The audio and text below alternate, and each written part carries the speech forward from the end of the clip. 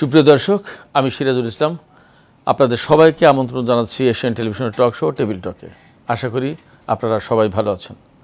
দর্শক, আজকের আলোচনার বিষয় গণতন্ত্র ও খালেদা জিয়ার দেশে ফেরা। এ বিষয়ে আলোচনার জন্য স্টুডিওতে উপস্থিত রয়েছেন বিএনপির স্থানীয় সরকার বিষয়ক সহ সম্পাদক শাম্মী আক্তার। শাম্মী আপা, আপনাকে স্বাগত। রয়েছেন শেরেবাংলা কৃষি বিশ্ববিদ্যালয়ের সাবেক ভিপি এবং কৃষিবিদ অ্যাসোসিয়েশনের অন্যতম নেতা ডক্টর কামরুজ্জামান কায়সার। কায়সার ভাই, আপনাকে স্বাগত। আর আমাদের সাথে রয়েছেন সিনিয়র সাংবাদিক মোস্তফা কামাল। কামাল ভাই, আপনাকেও স্বাগত। দর্শক, পরিচয় পর্বের পর আমরা আলোচনায় চলে যাচ্ছি। আলোচনা শুরু করতে চাই শাম্মী আপা আপনার কাছ থেকে। প্রথমেই আপনার কাছে একটু জানতে চাইব যে বিএনপি চেয়ারপারসন বেগম খালেদা জিয়া দীর্ঘ চিকিৎসা শেষে 4 মাস পর তিনি দেশে ফিরেছেন। তার এই দেশে ফেরার সময় আমরা দেখতে পেয়েছি লাখ লাখ নেতাকর্মী রাজপথে, তাদের ভিতরে বাঁধ ভাঙা উচ্ছ্বাস আমরা দেখতে পেয়েছি। এই বিষয় আপনিও মাঠে ছিলেন, আপনি মাঠের নেত্রী, মাঠের রাজনীতির সাথেই আপনি একেবারে ওতপ্রোতভাবে জড়িত। কিভাবে দেখছেন বেগম জিয়ার এই দেশে ফিরে আসা এবং জনতার এই উচ্ছ্বাস? ধন্যবাদ আপনাকে এবং আপনার মাধ্যমে আপনাদের এশিয়ান টিভির যারা দর্শক শ্রোতা আছেন তাদের সবাইকে শুভেচ্ছা জানাচ্ছি। সহ আলোচক 2 জন আছেন, তাদেরকেও শুভেচ্ছা জানাচ্ছি। সত্যিকার অর্থেই আজকে সারা বাংলাদেশের মানুষ যে এক অভূতপূর্ব সম্মান দেখিয়েছে দেশনেত্রী বেগম খালেদা জিয়াকে। তিনি, আমি বলবো যে দল মত নির্বিশেষে, মানে রাজনীতির ঊর্ধ্বে উঠে একজন মানুষের এর চেয়ে বেশি পাওয়ার আর কিছু থাকতে পারে না। এত ভালোবাসা, মানুষের এত ভালোবাসা, এটা চোখে না দেখলে তো বিশ্বাস করা যায় না। গত 17 বছর আমরা অনেক কষ্ট করেছি। আমাদের নেত্রীকে শেখ হাসিনা বিনা অপরাধে মিথ্যা মামলায় তাকে জেলে বন্দি করে রেখেছে। তিনি হেঁটে জেলখানায় গিয়েছিলেন, তিনি হুইলচেয়ারে করে বের হয়ে এসছেন এবং অসুস্থ হয়ে বের হয়ে এসছেন। এবং তারপরে বিএনপি বারবার দাবি জানিয়েছে ওই সরকারের কাছে যে আমরা তাকে দেশের বাইরে নিয়ে চিকিৎসা করাতে চাই, কিন্তু শেখ হাসিনার ফ্যাসিস্ট সরকার বেগম খালেদা জিয়াকে তার ন্যূনতম যে মানবিক অধিকার সেটা থেকেও তারা বঞ্চিত করেছে, তাকে চিকিৎসার নিতে দেয়নি। এবং 5ই আগস্টের একটি সফল গণ অভ্যুত্থানের পরে ওই খুনি হাসিনার সরকার পালিয়ে গিয়েছে, যিনি মানে শুধুমাত্র যে তার অধিকার থেকে বঞ্চিত করেছে তা কিন্তু নয়। নানান সময় আমরা দেখেছি যে অনেক বাজে বাজে কথা বলেছে দেশনেত্রীকে নিয়ে। মানে তার বয়স হয়েছে, তিনি কেন মারা যান না, এরকম মানে এত দুঃখজনক, মানে তার চিকিৎসার কি প্রয়োজন, এইরকম ন্যাক্কারজনক কথাগুলো এই শেখ হাসিনা বলেছেন ওই সময়ে। তো তিনি তো আজকে দেশে নেই, তিনি তো পালিয়ে এগিয়ে গেছেন এবং পালিয়ে যেতে বাধ্য হয়েছেন। এবং আজকে দেখেন দেশনেত্রী বেগম খালেদা জিয়া, আল্লাহর কি অশেষ মেহেরবানি যে তিনি চিকিৎসা করতে যুক্তরাজ্যে গিয়েছেন এবং 4 মাস চিকিৎসা শেষে আজকে যখন তিনি দেশের মাটিতে পা রেখেছেন, দলীয় নেতাকর্মী সহ সাধারণ মানুষেরা কিন্তু নির্বিশেষে আজকে অবস্থান নিয়েছে রাজপথে এবং কেউ কোনো উচ্ছৃঙ্খলতা করেনি। এবং আমাদের নেতা ভারপ্রাপ্ত চেয়ারম্যান জনাব তারেক রহমান যে নির্দেশনা দলীয় নেতাকর্মীদেরকে তার তরফ থেকে দেওয়া হয়েছিল যে কেউ গাড়ির কাছে যে মানে উচ্ছৃঙ্খলতা করা যাবে না, সবাই রাস্তার দুধারে দাঁড়িয়ে সুন্দর করে হাত নেড়ে নেত্রীকে স্বাগত জানাবে, অভ্যর্থনা জানাবে। আমাদের আজকের এই আনন্দের মধ্যে আরও একটি নতুন মাত্রা যোগ হয়েছে। আপনারা যেমনটি জানেন যে আমাদের বিএনপির ভারপ্রাপ্ত চেয়ারম্যান জনাব তারেক রহমানের সহধর্মিণী ডক্টর জুবাইদা রহমান, যিনি প্রায় 17 বছর নির্বাসনের জীবনযাপন শেষে আজকে 17 বছর পরে তিনিও দেশের মাটিতে পা রেখেছেন, এটিও আমাদের আনন্দের মধ্যে একটি নতুন মাত্রা যোগ করেছে। ধন্যবাদ। ধন্যবাদ শাম্মী আপা। ডক্টর কামরুজ্জামান কায়সার, আপনার কাছ থেকে একই বিষয়ে জানতে চাই যে এই বিষয়টিকে আপনি কিভাবে দেখছেন। সাথে আরেকটা ছোট্ট প্রশ্ন, সেটি হচ্ছে যে বেগম জিয়ার এই যে দেশে ফেরা, এই ফেরাটা জাতীয় রাজনীতিতে কি প্রভাব ফেলবে? ডক্টর কামরুজ্জামান কায়সার। ধন্যবাদ আপনাকে এবং আপনার মাধ্যমে আমাদের অগণিত দর্শকদেরকে ধন্যবাদ। আপনারা জানেন যে খালেদা জিয়া একটা ব্যক্তি নাম নয়, এটা এখন একটা প্রতিষ্ঠান এবং এটা একটা ব্র্যান্ড, সারা বাংলাদেশের মানুষের একটা আশা ভরসার স্থল। আপনারা জানেন যে ওনার নাম কিন্তু আপসহীন নেত্রী। উনি ওনার আপসহীনতা বরাবরই দেখিয়েছেন। উনি যদি আপোষই করতেন তাহলে অনেকভাবে কিন্তু উনি চলে যেতে পারতেন। 111-এর সরকার কিন্তু ওনাকে অনেক ধরনের প্রলোভন দেখিয়েছে, এয়ারপোর্টে পর্যন্ত ওনাকে নিয়ে যাবে এবং ওনাকে দেশান্তরিত করবে, তখনও কিন্তু উনি যাননি। উনি একটাই বলেছেন যে এই দেশে আমার জন্ম, এই দেশে আমার মৃত্যু হবে, আমার বাহিরে হয়তো বন্ধু থাকতে পারে কিন্তু কোনো প্রভু থাকবে না। এই যে ওনার যে একটা ফরেন পলিসি বা এই যে দেশাত্মবোধ, ওনার যে দেশপ্রেমের প্রতি ওনার যে অগাধ ভালোবাসা, সেই জন্যই কিন্তু উত্তরোত্তর ওনার যে জনপ্রিয়তা তুঙ্গে। আপনি জানেন আজকে আমি রাজপথে ছিলাম, আমি দেখেছি মানুষের উচ্ছ্বাস, আম জনতা সবাই নেমে এসেছে এখানে, অল ওয়ার্কস অফ পিপল তারা রাস্তায় নেমে এসেছে শুধু এক নজর বেগম খালেদা জিয়াকে দেখার জন্য। উনি তো কার্যত বলা যায় যে আজকে প্রায় 8 বছর উনি সক্রিয় রাজনীতি নেই, কিন্তু ওনার প্রতিচ্ছবি সাধারণ মানুষকে উদ্দীপ্ত করে। উনি জীবিত আছেন এবং উনি যে গণতন্ত্রের মানুষকন্যা, এটি কিন্তু জনগণের আস্থা এবং ভরসার একটা প্রতীক। এটা উনি এভাবে অর্জন করেননি, উনি তো একজন গৃহবধূ ছিলেন। গৃহবধূ থেকে আজকে উনি ফ্রি ফেয়ার ইলেকশনের মাধ্যমে কিন্তু 3বার উনি বাংলাদেশের প্রধানমন্ত্রী হয়েছেন। উনি কোনো রাতের ভোটের প্রধানমন্ত্রী নন, এবং উনি ফ্রি ফেয়ার ইলেকশনের জন্যেই কিন্তু উনি সংগ্রাম করেছেন। সেই সংগ্রাম করতে গিয়ে আপনি জানেন যে তত্ত্বাবধায়ক সরকারের যে ব্যবস্থাটা উনি কিন্তু প্রবর্তন করেছিলেন 96-এ 15ই ফেব্রুয়ারির একটা শর্ট টার্ম একটা ইলেকশনের মাধ্যমে। সেটা একটা বিধিবিধান বা একটা নিয়ম রক্ষার একটা নির্বাচন ছিল, কিন্তু সেই নিয়ম রক্ষার নির্বাচনটাই কিন্তু আমাদের বাংলাদেশের রাজনীতিতে একটা মাইল ফলক হয়ে চিহ্নিত হয়েছিল, এবং সেটা চমৎকার একটা ব্যবস্থা ছিল। মানুষের জবাবদিহিতা ছিল, মানুষ ভোট দিতে পারত, একটা উৎসবমুখর পরিবেশ ছিল। কিন্তু বিগত 16-17 বছর শেখ হাসিনা সরকার সেই বিলটাকে বাতিল করে, মানে মেজরিটির মাধ্যমে এটা বাতিল করে দিয়ে বাংলাদেশের মানুষকে গণতন্ত্র বিমুখ করেছে।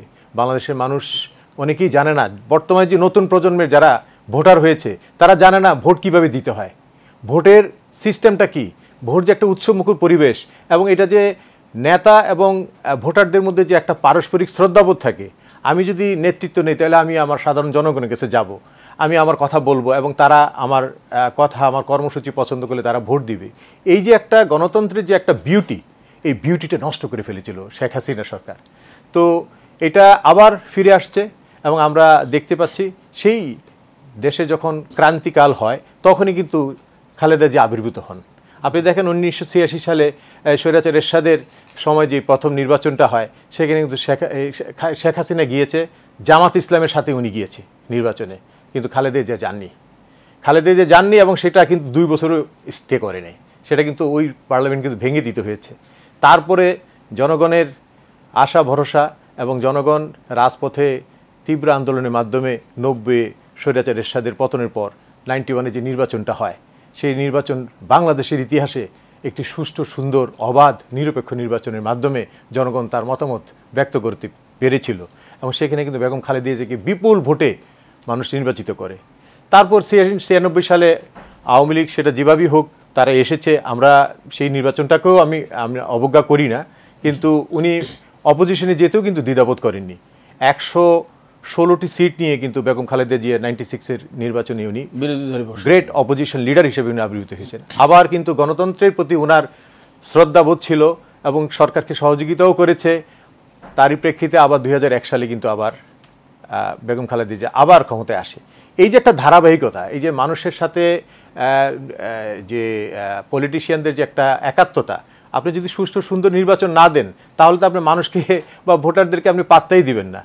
শেখ হাসিনা এই ডেমোক্রেসিটাকে বা এই যে ভোটের যে কালচারটাকে সম্পূর্ণভাবে উনি নষ্ট করেছেন। এটা দরকার ছিল না। উনি তো একজন মহান নেতার উনি কন্যা বলে উনি আমরা জানি। তো সেক্ষেত্রে ওনার কিসের ভয়?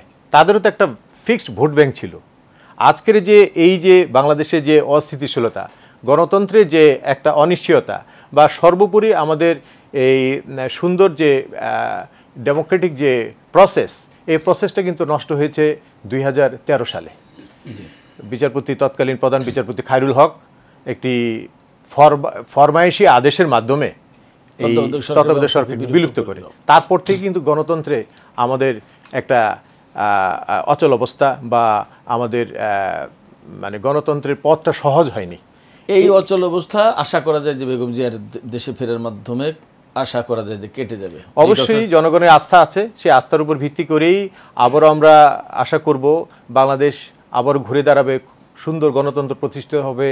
বেগম খালেদা জিয়া আপসীন নেত্রী, তার এই নেতৃত্বের প্রতি আস্থা আছে বলেই আবারও কিন্তু মানুষ রাজপথে নেমে এসেছে এবং উচ্ছ্বাস এবং আনন্দ প্রকাশ করছে। জি, ডক্টর কামরুজ্জামান কায়সার, আপনাকে ধন্যবাদ। মোস্তফা কামাল, আপনার কাছে আসতেছে, আপনার কাছ থেকে শুনতেছে একটা বিষয়, সেটা হচ্ছে যে এই যে ডক্টর কামরুজ্জামান কায়সারের আলোচনা থেকে এসছে, শাম্মী আপার আলোচনা থেকেও এসেছে যে শেখ হাসিনা যেমন গণতন্ত্র ধ্বংস করেছেন, on the other hand Begum Zia কিন্তু গণতন্ত্র প্রতিষ্ঠার প্রতিটা আন্দোলনের নেতৃত্ব দিয়েছেন। আমরা দেখেছি যে ৮৬ সালে যখন নির্বাচন হয়েছে, সেই নির্বাচনে শেখ হাসিনা ঘোষণা দিয়েছিলেন যে যারা এই নির্বাচনে অংশ নেবে তারা জাতীয় বেঈমান হিসেবে গণ্য হবে, অথচ তারাই কিন্তু পরবর্তীতে নির্বাচনে অংশ নিয়েছেন। আমরা তার কিছু বছর পরেই দেখেছি যে স্বৈরাচার এরশাদ বিরোধী যে চূড়ান্ত আন্দোলন, তার প্রধান নেত্রী এবং আপসীন নেত্রী খালেদা জিয়া, ওই জায়গা থেকেই আপসীন নেত্রী হিসেবে তিনি আখ্যা পেলেন। পরবর্তীতে এই যে দীর্ঘ আরও রাজনীতির বহু পথ পরিক্রমায় এই যে এত চড়াই উতরাই, এরপরে যখন 2024-এর আন্দোলন, সেখানেও আমরা বেগম খালেদা জিয়াকে গণতন্ত্রের উত্তরণের পথে একেবারে প্রধান কর্ণধার হিসেবে আমরা দেখতে পাচ্ছি। এই যে দুইজন নেত্রী বাংলাদেশে, তাদেরকে অস্বীকার করা যাবে না, বাট দুইজনের ভূমিকা একেবারেই দুই রকমের। এই এর পেছনে যে গোপন যে বিষয়গুলো, এই বিষয়গুলো কি আপনি তুলে ধরবেন? কেন, কি, কিভাবে? জি, ধন্যবাদ আপনাকে। দুজনের মধ্যে একটা গুণগত বৈশিষ্ট্যের হেরফের আছে, স্বভাবগত, আচরণগত, বিশেষ করে কথাবার্তায়, বাচনে, বচনে, অঙ্গে, ভঙ্গিতে, প্রকাশনায়, সব দিক থেকেই। তো বেগম খালেদা জিয়ার আজকের যে প্রত্যাবর্তনটা, সেটাকে আমি এই দুইজনের সাথে একমত তো অবশ্যই, কিন্তু আমি একটু ভিন্ন মাত্রায় দেখি, যেহেতু আমি গণমাধ্যমে কাজ করি। মাত্রাটা হচ্ছে এই, তিনি আগেও বাইরে গেছেন, ফিরেও এসেছেন, এবারও তো বাইরে গেছেন, ফিরে এসেছেন, কিন্তু এবারের মাত্রাটা হচ্ছে যে তিনি তুলনামূলক সুস্থ হয়ে ফিরেছেন। তো আমরা যখন নিউজ পিক করি, আপনিও করেন, একটা ভিন্ন মাত্রা তখন আমরা খুঁজি। তো আবার এখানে প্রাসঙ্গিক হয়ে যায়, কথা পুরনো হলেও বারবার বিএনপি থেকে বলা হয়েছিল, বিএনপির ডাক্তারদের থেকে বলা হয়েছিল, বেগম জিয়ার যে চিকিৎসকরা আছেন তারা বারবার বলছিলেন যে তার যে অসুস্থতা, বাংলাদেশে সেটার চিকিৎসা সম্ভব নয়।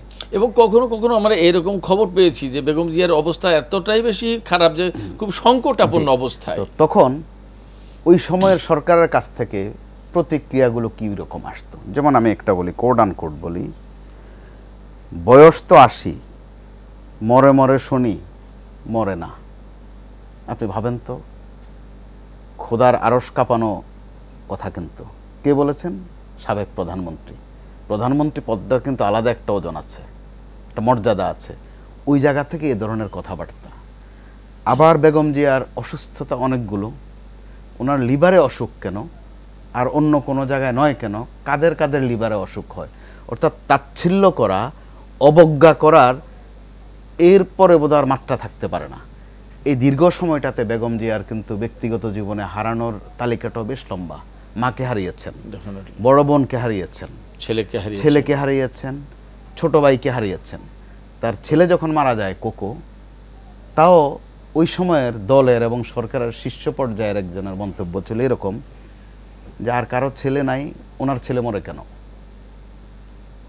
যেহেতু আমরা গণমাধ্যমে কাজ করি, আমাদের কিন্তু এগুলো মনে থাকে অথবা মনে রাখতে হয়।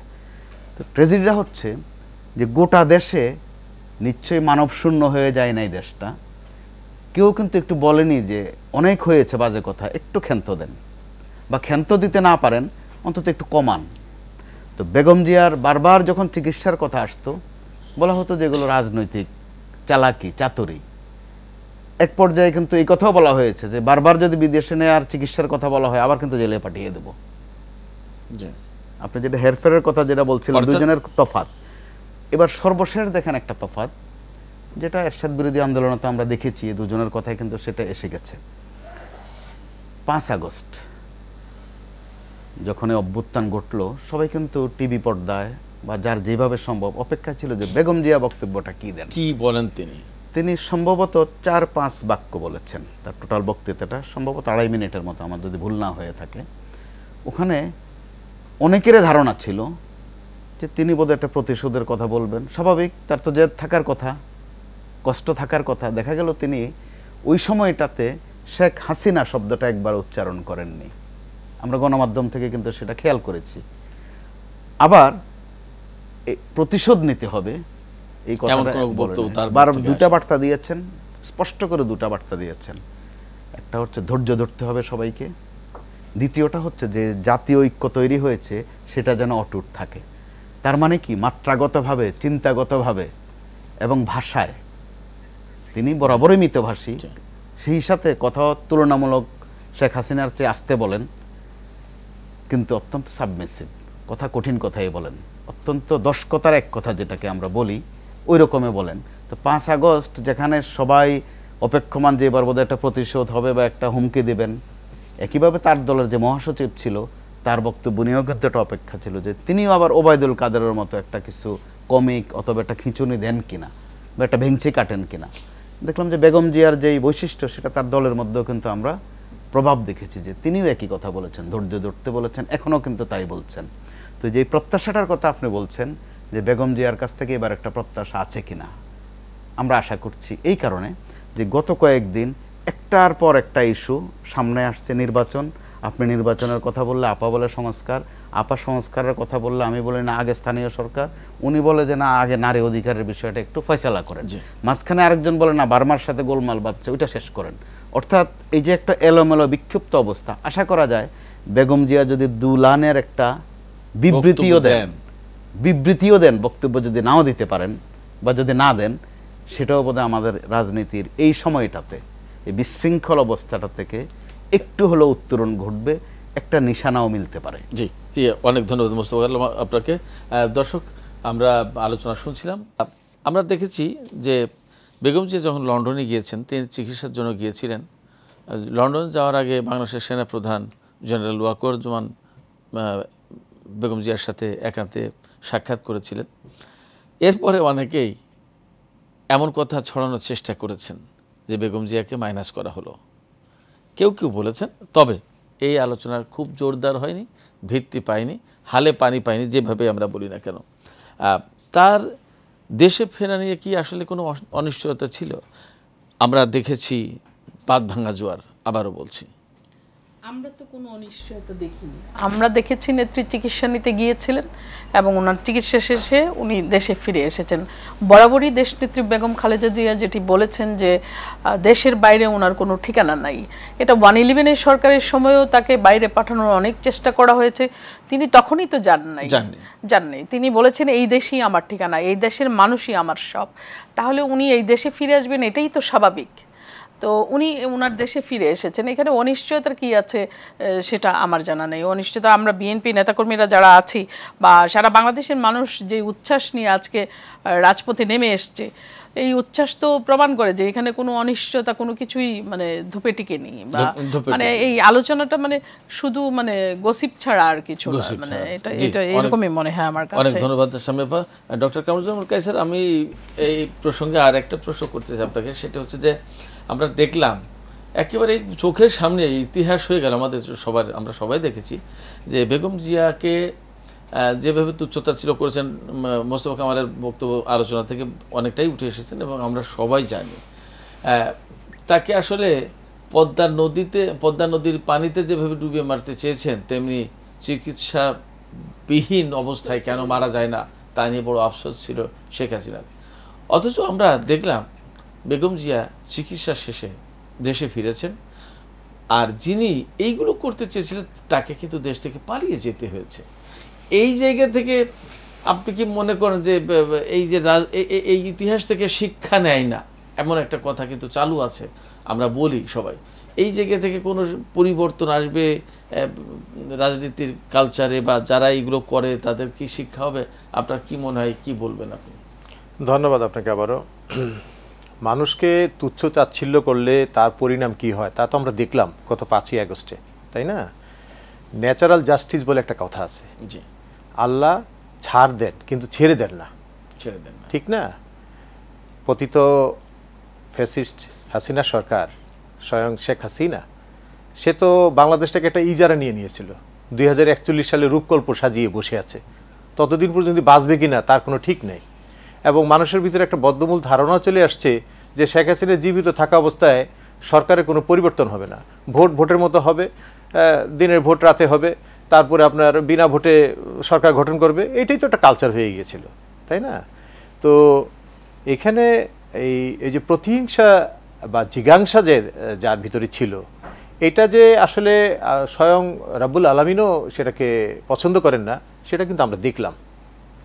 তো কাউর ভালোবাসা অর্জন করতে হলে সেটার জন্যে আপনাকে মানে খুবই সফট হার্টেড বা তার ম্যানার এটিকেটটা ওইরকম হইতে হবে। একটা স্টেটসম্যান পজিশনে বসে আপনি এই ধরনের কথা বলতে পারেন না। একজনের হায়াত মৌত নিয়ে আমরা কথা বলতে পারি না। আপনারও তো যে কোনো সময় মৃত্যু হতে পারে। তাহলে আপনি এমন ধরনের কথাবার্তা বললেন, যেটা আমার ভাই মোস্তফা কামাল সাহেব বললেন যে ওনার 80 বছর বয়স হয়ে গেছে, আর কতদিন বাঁচতে চায়, কি খায় না খায়, এইসব যে অত্যন্ত কদর্যপূর্ণ কথাবার্তা উনি বলেছেন। আজকে উনি কোথায়? উনি আজকে একটা বদ্ধ ঘরে, কিন্তু আয়না ঘরে উনি আবদ্ধ আছেন প্রবাসে, তার প্রিয় মাতৃভূমি ভারতে।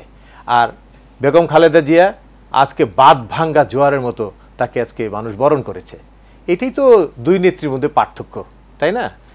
এবং ওনার যে একটা উন্নত চিকিৎসার প্রয়োজন ছিল, এটা কিন্তু পরিষ্কার। বারে বারে বলা হচ্ছে বেশ কয়েকবার, আপনার আমাদের এখানকার যে এভার কেয়ার হসপিটাল, আমাদের স্কয়ার হসপিটাল থেকে শুরু করে ইউনাইটেড, সবগুলো হসপিটালের বিশেষজ্ঞ ডাক্তাররা তারা মতামত দিয়েছে তার উন্নত চিকিৎসার জন্য যেই ধরনের উন্নত যন্ত্রপাতি আমাদের দেশে দরকার, মেডিকেল ইকুইপমেন্টস, সেগুলো আমাদের এখানে নেই। তাকে উন্নত চিকিৎসার জন্য বিদেশে যেতে হবে, সেটা যুক্তরাজ্যে হোক, যুক্তরাষ্ট্রে হোক, সিঙ্গাপুরে হোক, যেখানেই হোক। কিন্তু ওনার শেখ হাসিনার ভিতর এমন একটা ভাব কাজ করতো যে বাইরে গেলে মনে হয় আবার মনে হয় উনি আর বেশি জনপ্রিয় হয়ে যাবেন, আমি মনে হয় আবার গতিচ্যুত হব। তার ভিতরে কি ধরনের একটা শঙ্কা কাজ করছে আমরা জানি না, কিন্তু এত বেশি তার ভিতরে একটা প্রতিহিংসা এবং মানুষের প্রতি মানুষের যে এমন একটা আক্রোশ কাজ করেছে, এতে কিন্তু সাধারণ জনগণ যেটা পছন্দ করেনি। এতে আপনার বেগম খালেদা জিয়ার জনপ্রিয়তা দিন দিন যে আরও বেড়েছে, এটা কিন্তু উনি টের পাননি হয়তো।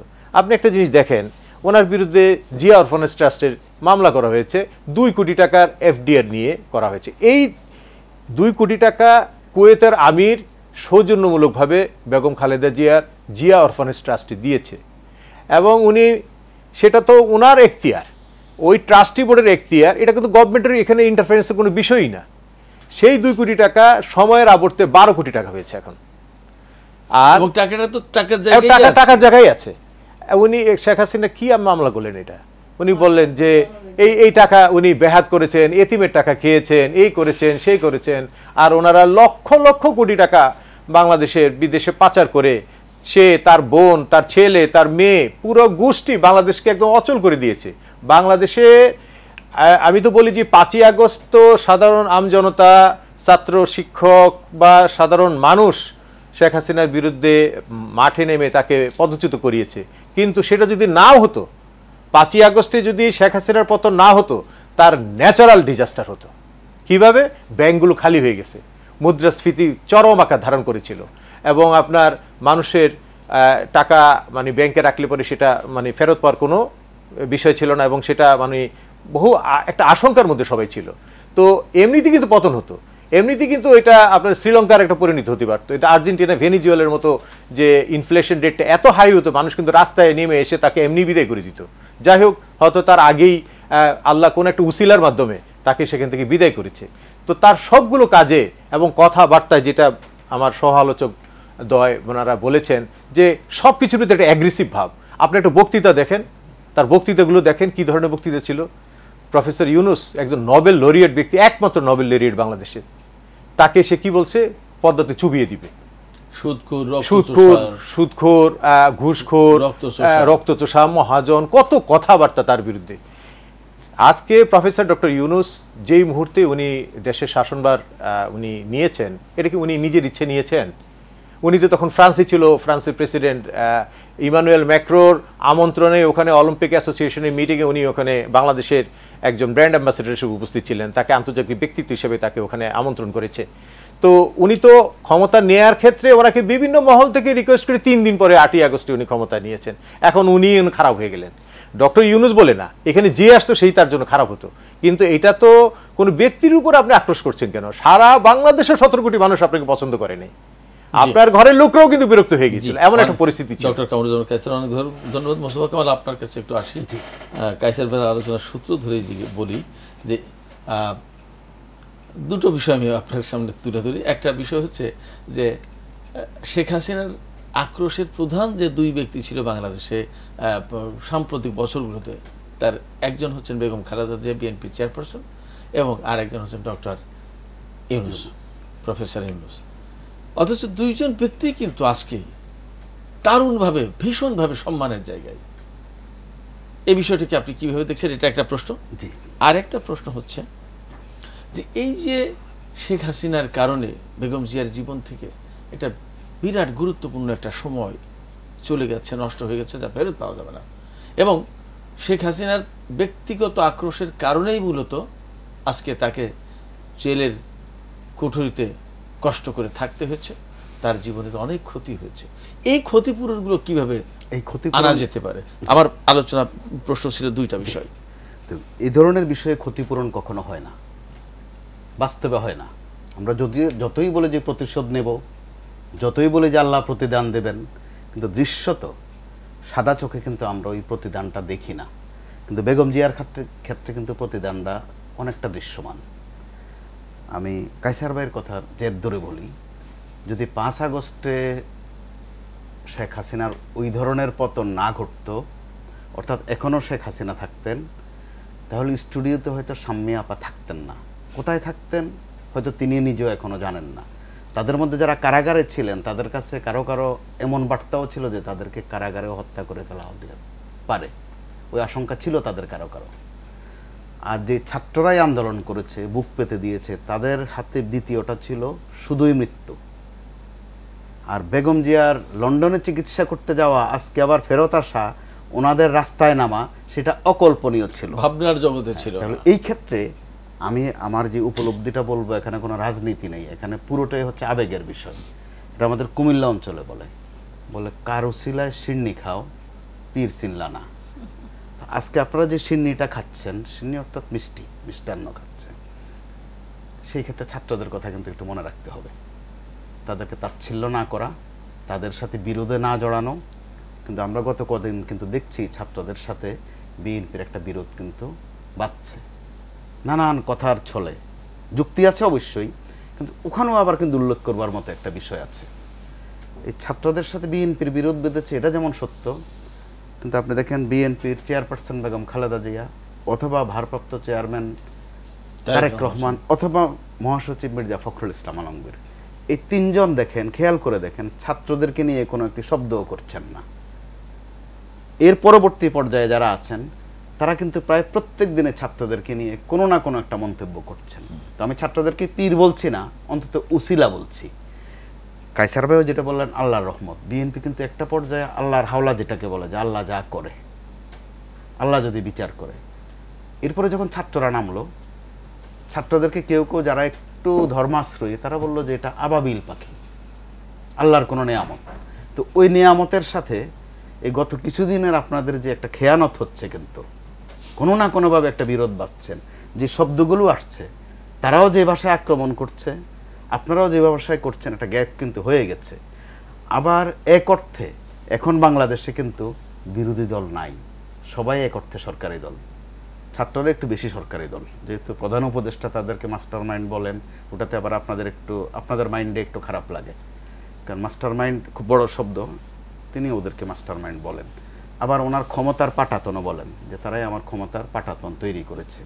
তো আবার তারা তো এই কথা গত 2 দিন বেশি বেশি করে বলছে আপনাদের। গত রাতেও আমার একটা টক শোতে ছিল, এনসিপির একজন নেতা, তিনি বারবার বলছিলেন, কাঁদতে কাঁদতে বলেছিলেন যে সর্বশেষ যেই হাসনাতের উপর হামলা হলো, যেগুলোর মধ্যে তারা বাজে সিগন্যাল দেখছে, মাসুদের উপর হামলা হলো, বাজে সিগন্যাল দেখছে। আমাদের উপদেষ্টা যিনি আছেন, আরেকজন সমন্বয়ক মাহফুজ, তার বাবার উপর হামলা হয়েছে। আরও ট্র্যাজেডি, জুলাই বিপ্লবের একজন শহীদ, তার মেয়ে তার কবর জিয়ারত করতে গেছে, কবর জিয়ারত করে ফেরার পথে ধর্ষিত হয়ে চিকিৎসার জন্য ঢাকায় এসেছে, পরবর্তীতে সে আত্মহত্যা করেছে। এগুলো কিন্তু অত্যন্ত বাজে সিগন্যাল আমরা খেয়াল করছি। তো এই ক্ষেত্রে আমার মনে হয় বিএনপি বড় দল হিসাবে অনেক দায়িত্ব আছে, যে কারণে আমি আবার একটু পেছনে যাচ্ছি। আমি আপনাকে এখানে থামাই, কি দায়িত্ব আছে, সেই দায়িত্ব কিভাবে পালন করতে পারে সেই আলোচনা শুরু আপনার কাছ থেকে। স্বামী আপা, আপনার কাছে আমরা সর্বশেষ আলোচনার শেষ পর্যায়ে আপনার কাছেই ফিরি। আপনার কাছে আমরা জানতে চাই, সেটা হচ্ছে যে বেগম জিয়া দেশে ফিরেছেন, তার সাথে তার 2 পুত্রবধূ ফিরেছেন। মানুষের কাছে এই মুহূর্তে বেগম জিয়া যেমন একটি বিষয়, একটি শ্রদ্ধার ব্যাপার, শ্রদ্ধার প্রশ্ন, ভালোবাসার জায়গা, ভালোবাসার প্রশ্ন, তেমনি একইভাবে আমি যদি বলি সমানভাবে না হলেও খুব কাছাকাছি জায়গায় ডক্টর জুবাইদুর রহমানের ফেরা এবং শর্মিলা রহমান সিথির ফেরা, এর ভিতরে ডক্টর জুবাইদুর রহমানের ফেরাটাকে একটু বিশেষভাবে ভিন্নভাবে দেখা হচ্ছে। তিনি 17 বছর পরে নির্বাসন থেকে দেশে ফিরেছেন। মানুষের ভিতরে অনেক প্রশ্ন জন্ম দিয়েছে, বিশেষ করে একটা প্রশ্ন ঘুরপাক খাচ্ছে, তিনিও কি রাজনীতিতে সক্রিয় হচ্ছেন, সক্রিয় হবেন?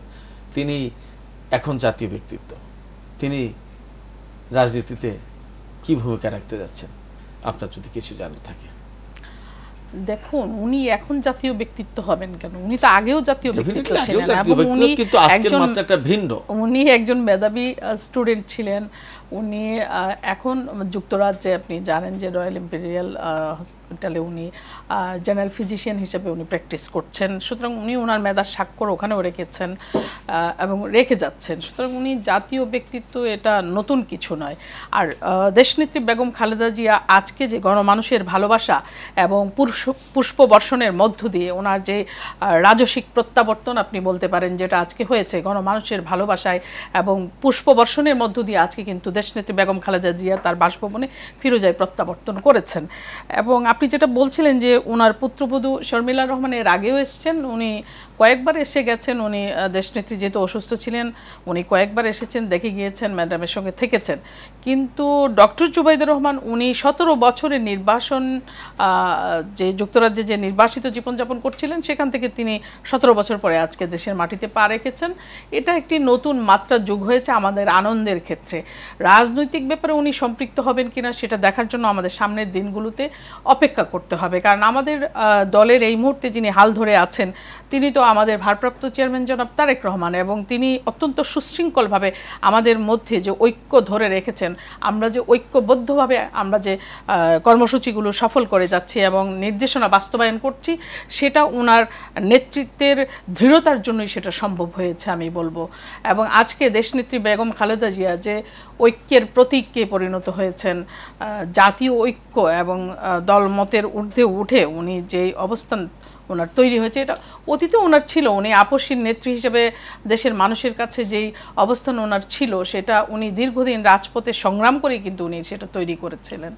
এবং বাংলাদেশের গণতন্ত্রকে মুক্ত করা, এই যে ধরেন সংসদীয় গণতন্ত্রকে প্রতিষ্ঠা করা, এগুলো কিন্তু দেশনেত্রী বেগম খালেদা জিয়ার হাত ধরেই কিন্তু হয়েছে। এবং এই জন্য দেশের মানুষ তার প্রতি যে অসম্ভব ভালোবাসা এবং তার প্রতি যে মানুষের যে প্রত্যাশা, যে আজকে যে মানুষের ভোটাধিকার নেই, মানুষের দেশে একটি গণতান্ত্রিক সরকার ব্যবস্থা নেই, একটি অনির্বাচিত সরকার আমাদের বর্তমানে রাষ্ট্র পরিচালনার দায়িত্ব পালন করছে, সামনের দিনগুলোতে একটি ইনক্লুসিভ ক্রেডিবল ইলেকশন যেন আমরা পাই, সেটার জন্য দেশনেত্রী বেগম খালেদা জিয়া তার জায়গায় থেকে, আল্লাহর রহমতে তিনি যেহেতু আগের চেয়ে অনেকটা সুস্থ হয়েছেন, আমরা আশা করব দেশের গণতন্ত্রকে পুনরায় প্রতিষ্ঠা করবার জন্য তিনি তার সর্বোচ্চটুকু দিয়ে চেষ্টা করবেন। জি, ধন্যবাদ আপা। ডক্টর কামরুজ্জামান কায়সার, আপনার কাছে ফিরি। আমরা আলোচনার একদম শেষ পর্যায়ে অল্প অল্প সময় পাবো। আপনি শেরেবাংলা নগর কৃষি বিশ্ববিদ্যালয়ের ছাত্র দল থেকে নির্বাচিত ভিপি ছিলেন। আপনি তারেক রহমানের, আমার যতদূর জানা, যে বাল্যবেলার খেলার সঙ্গী সাথীও ছিলেন অনেকটা। আপনারা মনে হয় সম্ভবত একই স্কুলে লেখাপড়া করেছেন? না, আমরা ক্যান্টনমেন্টে, উনি বিএফ শাইন স্কুলে পড়েছেন, আমি ক্যান্টনমেন্ট বীর বিক্রম শহীদ রমিজুদ্দিন স্কুলে পড়েছি, কিন্তু আমাদের খেলার মাঠ একই ছিল। আপনার আদমজি ক্যান্টনমেন্ট কলেজের পিছনে আমাদের খেলায় আমরা একই মাঠে পেতাম আর কি, একই মাঠে আমরা কন্টেম্পোরারি। আচ্ছা, কন্টেম্পোরারি। তো সেক্ষেত্রে আমার প্রশ্ন যেটা, সেটা হচ্ছে যে তারেক রহমান সাহেব দেশে ফিরলেন না আজকের এই সময়। বেগম খালেদা যে ফিরেছেন, তার দুই পুত্রবধূ ফিরেছেন, তারেক রহমান সাহেব ফেরেননি। মানুষের মনে এই প্রত্যাশা কিন্তু আছে যে তিনি কবে ফিরবেন। অর্থাৎ এর পেছনে যে প্রশ্ন থেকে যাচ্ছে, তিনি আসছেন না কেন? মানুষের প্রত্যাশা বা দলের নেতাকর্মীদের প্রত্যাশা, নেতা দেশে ফিরে আসুন। গণতন্ত্রের বরপুত্র নামে অভিহিত বর্তমানে দেশনায়ক তারেক রহমান সাহেব, এটা উনি এমন একটা পর্যায়ে উনি উন্নীত হয়েছেন, মানুষের মনে উনি এমন স্থান করে নিয়েছেন যে ওনার দিক নির্দেশনা এখান থেকে 10-12 হাজার কিলোমিটার দূরে থেকেও আমরা যথাযথভাবে পালন করছি। আপনি দেখেন 17 বছর বিএনপি কিন্তু ক্ষমতার বাইরে, উল্লেখযোগ্য কোনো নেতাকে আপনি দেখবেন না দলছুট হতে। এই গত 18 বা 2024-এর নির্বাচনে 2-1জন হালুয়া রুটির জন্য সেটা গিয়েছে, সেটা ধর্তব্যের মধ্যে পড়ে না। উনি দলের গোছানোর কার্যক্রম বিদেশে বসেই করছেন এবং উনি কৌশল এমনভাবে নির্ধারণ করছেন, ওখান থেকে ওনার যে চেইন অফ কমান্ড এটা কিন্তু খুব যথাযথভাবে উনি পালন করছেন। উনি সঠিক সময় দেশে আসবেন। ওনার আসার কখন কিভাবে আসবে কি না আসবে এগুলো কিছু দেশীয় এবং আন্তর্জাতিক কিছু কৌশল থাকে, কিছু প্রক্রিয়াগত কিছু বিষয় থাকে। অলরেডি উনি মাঠ গুছিয়ে ফেলেছেন। আপনি জানেন কে কোথায় নির্বাচন করবে, সেক্ষেত্রে কিন্তু ওরা কিছু গ্রিন সিগন্যালও আছে, সেই হিসাবে কিন্তু দলীয় নেতারা কাজ করছে। তো এটা তো একটা বড় একটা বিষয় যে এত দূরে থেকেও উনি দলকে গুছিয়ে রেখেছেন এবং দলের নেতৃত্ব দিচ্ছেন। স্ট্যান্ডিং কমিটি, জাতীয় নির্বাহী কমিটি থেকে শুরু করে সবাই ওনার কথা শুনছেন এবং উনি কখন আসবেন এটা উনি ভালো করেই জানেন। নির্বাচনের এখনও কিন্তু পুরোপুরি রোড ম্যাপ তৈরি হয়নি। আমাদের দল থেকে কিন্তু বলা হচ্ছে নির্বাচনের একটা সঠিক একটা নির্দেশিকা দেওয়ার জন্য, সেটা কিন্তু দিবে করে সেটা কখনো ডিসেম্বর বলা হয়, কখনো বলা হয় 26শে জুনের মধ্যেই করা হবে, কিন্তু একদম মানে কংক্রিট কিন্তু কোনো রূপরেখা নাই। তো সেই ক্ষেত্রে উনি আসবেন, সেটা তো উনি তো বাইরে থেকে গুছিয়ে উনি নির্বাচনে আসলে তো 3-4 মাস 5 মাসের একটা বিষয়, সেটা উনি যথাসময়ে আসবেন এবং ওনার অগ্রবর্তী দল হিসাবে আমাদের দেশনেত্রী বেগম খালেদা জিয়া চলে এসেছেন এবং উনি আমাদের একটা ঐক্যের প্রতীক, গণতন্ত্রের একটা মূর্ত প্রতীক উনি। এবং আশা করব বেগম খালেদা জিয়া তো এখনও চেয়ারম্যান, উনি যদি একটু সুস্থ বোধ করেন উনি অফিসে বসবেন, দিক নির্দেশনা দিবেন এবং ভারপ্রাপ্ত চেয়ারম্যানের সাথে আলাপ আলোচনা করেই আগামী দিনে কর্মপন্থা উনি নির্ধারণ করবেন। জি, ডক্টর কামরুজ্জামান কায়সার, আমি আপনাকে এই পর্যন্তই থামাই। আপনার আলোচনা শুনতে ভালোই লাগছিল, কিন্তু সময়ের একদম সংক্ষিপ্ততা। তো আপনার আলোচনার রেশ ধরে ছোট্ট একটা কথা আমি বলতে বাধ্য হচ্ছে। আসলে আমি দীর্ঘদিন ইরানে ছিলাম, আপনি জানেন বা আপনারা অনেকেই জানেন।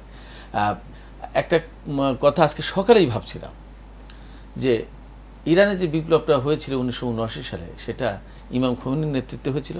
ফ্রান্সে বসে তিনি বিপ্লব নির্বাসিত ছিলেন 17 বছর, জীবন 17 বছর নির্বাসিত ছিলেন খোমেনি। আমরা বাংলাদেশে এখন যে অবস্থার ভেতর দিয়ে যাচ্ছি, এই যে পরিবর্তন, বিশাল একটা পরিবর্তন হয়ে গেল, তার পেছনে বিএনপির ভূমিকা অনস্বীকার্য এবং বিরাট ভূমিকা, বিরাট অবদান।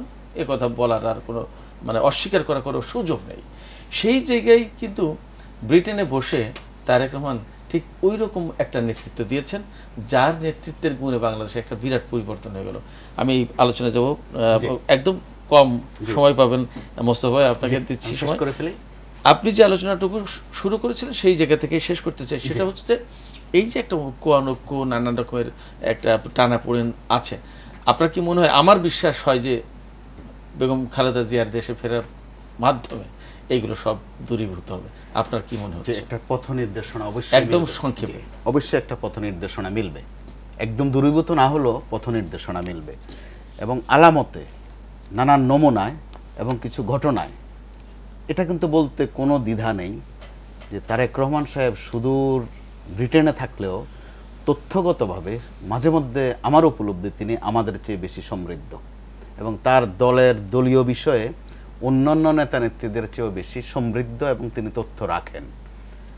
মাস 5 আগের ঘটনা, তিনি যখন বললেন দলের নেতা নেত্রীদের উদ্দেশ্যে যে বেশি যেন খুশিতে কেউ না থাকে, সামনে একটা কঠিন দিন আসছে, নির্বাচনও সহজ হবে না। তখন দলীয় নেতা কর্মীদের কারো কারো মধ্যে আমরা ওই প্রবণতা দেখেছি যে ক্লাসের যিনি একটু শক্ত টিচার থাকেন উনি মাঝে মধ্যে একটু ধমক দেন যে আগামী পরীক্ষায় প্রশ্ন কিন্তু কঠিন হবে, স্যার এমন বলেই। এটা হয়তো বা ওই টিচার হয়তো একটু প্রেসারে রাখার জন্য বলেন, বাদকে বাদ বলেন না। তারেক রহমান সাহেব কিন্তু বাদকে বাদ বলেননি। তখন কারো কারো কাছে যে একটু কেমন যেন বললেন, কি বললেন, বিএনপি তো ক্ষমতায় এসেই গেছে, একদম প্লেটে ভাত আছে, শুধু হাত ধুয়ে খাবে বা হাতটাও ধোয়া আছে, শুধু খাওয়াটা শুরু করবে। কিন্তু গত 4 মাসের চিত্রে আপনি দেখেন নির্বাচনটা আসলেই কঠিন হয়ে যাচ্ছে, আসলেই সময়টা কঠিন হয়ে আসছে।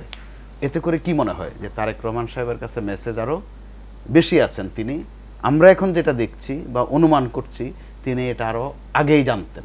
তো সেই ক্ষেত্রে তিনি কখন দেশে আসবেন বা কিভাবে আসবেন, কখন আসা উচিত, সেটাও বোধহয় যে কারো চেয়ে তিনি একটু বেশি ভালো জানেন। তো এই জন্য এই ক্ষেত্রে আমি যেটা বলতে চাচ্ছিলাম যে সময় যখন পরিস্থিতি যখন একটু অন্ধকারাচ্ছন্ন থাকে তখন এসব বিষয়ে কথা বলতেও কিন্তু সাবধানতার সাথে বলতে হয়। আপনি প্রথমে যে প্রশ্নটা করেছিলেন যে -2 কথা আবার আসলো কেন, ওই অত লম্বা যাওয়া যাবে না, 5 সেকেন্ডে শেষ করব। এই হাইটটাও কিন্তু বিএনপির ভিতর থেকে এসেছিল, বারবার ধমকে দেওয়া হয়েছে রাজপথে যে আবার -2 চিন্তা করবেন না। তখন কিন্তু মানুষের মধ্যে প্রশ্ন আসে যে কোথায় -2। পরবর্তীতে দেখা গেল যে না, এই ধরনের আসলে কিছু নাই। আমি মূল মেসেজ হচ্ছে যে এই ধরনের উত্তাল সময়ে, কঠিন সময়ে বক্তৃতার অনেক সময় পাবেন আল্লাহ যদি বাঁচিয়ে রাখে, কিন্তু যে কোনো সময় যে কোনো বক্তৃতা দিয়ে বটতলায় গরম করা, মাঠ গরম করা, ওইটা বোধ শোভনীয় নয়, অন্তত এই সময়ের জন্য তো মোটেই নয়। দৃষ্টান্ত হিসাবে তারেক রহমান সাহেবের বক্তব্য দেখা যায়, তিনি কিন্তু একদম দাড়ি কমা পজ দিয়ে কথা বলেন, ওখান থেকে কোনো কথা পিছ করে আপনি বিকৃত করার কোনো সুযোগ নাই। তো সেই ক্ষেত্রে সম্ভবত দলের বাদ বাকিদের জন্য সেটা ফলো করা সময়ের প্রয়োজনে অত্যন্ত অপরিহার্য। জি, অনেক ধন্যবাদ মোস্তফা কামাল, ধন্যবাদ ডক্টর কামরুজ্জামান কায়সার, ধন্যবাদ শাম্মী আপা, আপনাদের সবাইকে ধন্যবাদ, চমৎকার আলোচনা করেছেন। সুপ্রিয় দর্শক, আমরা আলোচনা শেষ করব। আজকে আলোচনা শেষে একটা কথাই বলতে চাই যে গণতন্ত্রের যে আশা ভরসার প্রতীক, তিনি দেশে ফিরে এসেছেন। আমরা বিশ্বাস করি দেশের এই আজকে যে জনজোয়ার সৃষ্টি হয়েছে বেগম খালেদা জিয়ার দেশে ফেরা উপলক্ষে, এই জোয়ার থাকবে এবং এই ভালোবাসা, এই শ্রদ্ধা, এই বাঁধভাঙা উচ্ছ্বাস সামনে রেখে আগামী দিনগুলো এগিয়ে যাবে এবং দেশে সত্যিকার অর্থে আবার গণতন্ত্র প্রতিষ্ঠা হবে। সুপ্রিয় দর্শক, আপনারা সবাই ভালো থাকবেন। আজকের মতো এখানে আলোচনা শেষ করছি। খোদা হাফেজ।